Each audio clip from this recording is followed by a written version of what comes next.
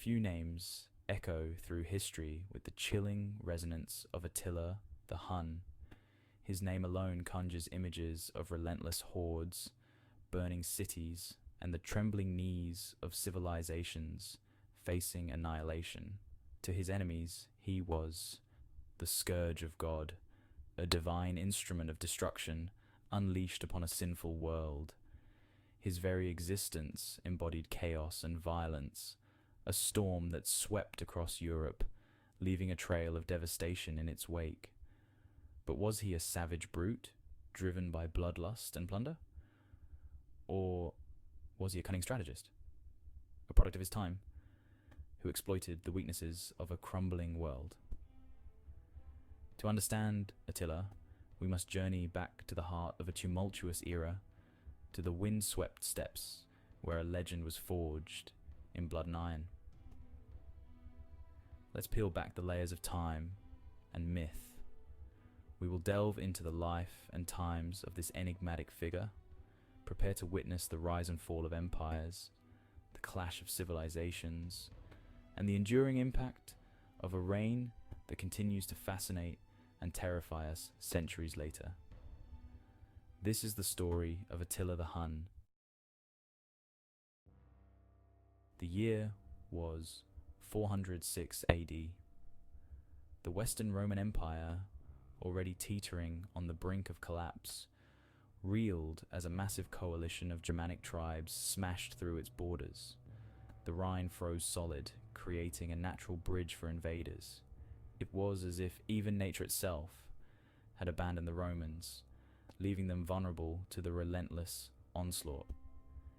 In this time of chaos and upheaval, far to the east, on the vast Eurasian steppes, a future warlord was born.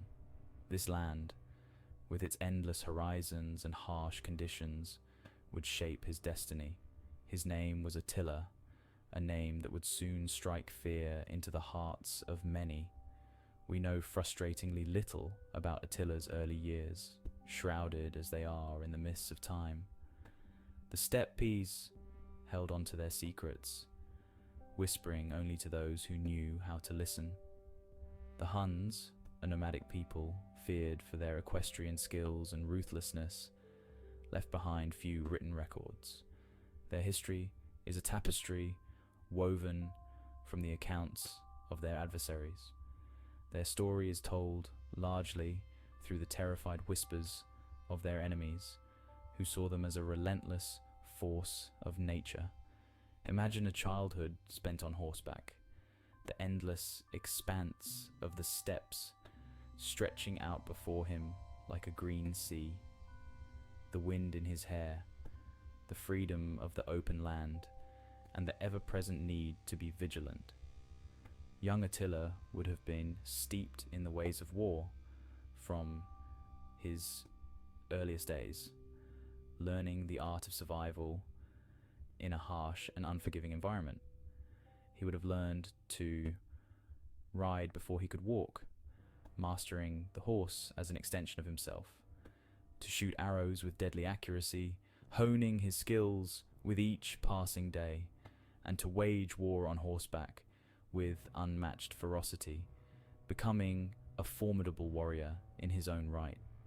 This was the world that shaped him, a world where survival depended on strength, cunning, and an unyielding will to dominate.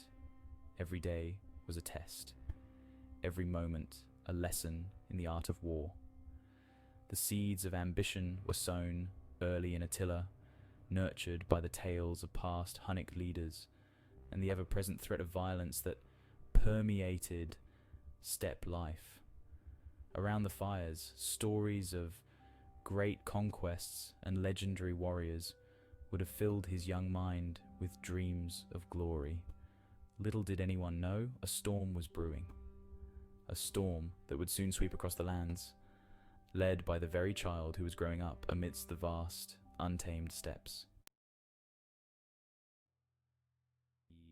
The year 434 AD marked a significant turning point in Attila's life, in the year that he assumed the mantle of leadership over the Hunnic Empire. this moment would set the stage for a series of events that would forever alter the course of history. His brother, Bleda, ruled the Hunnic Empire by his side, sharing the responsibilities and power that came with leading such a formidable force. This power-sharing arrangement, however, proved to be short-lived.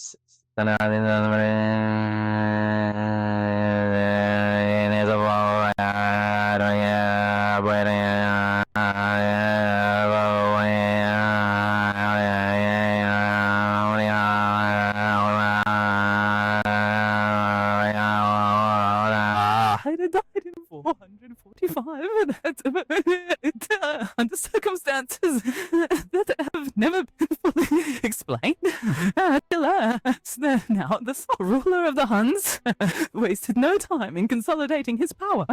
He embarked on a relentless campaign of conquest that would shake the foundations of the known world.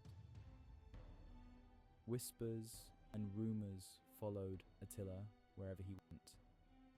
Many believed he had orchestrated his brother's death, seeing it as a necessary step to secure his own dominance.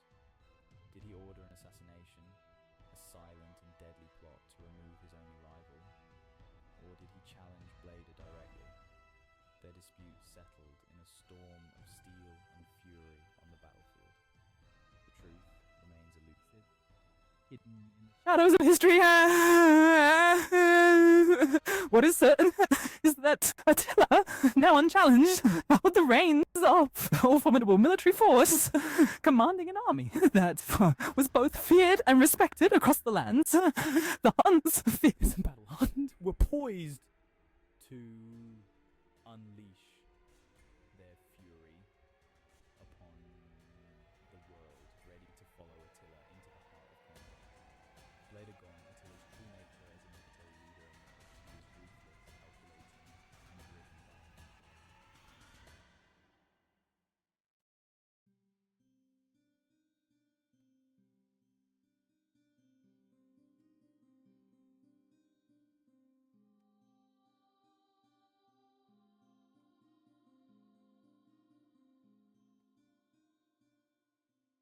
them in battle.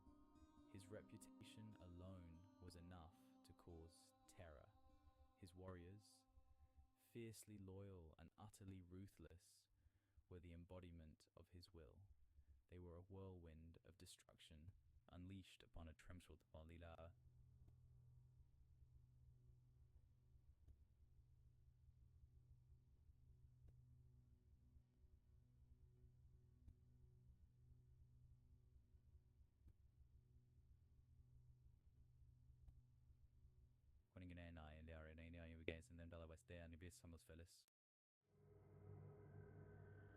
With Attila at the helm, the Hunnic Empire didn't just expand, it exploded.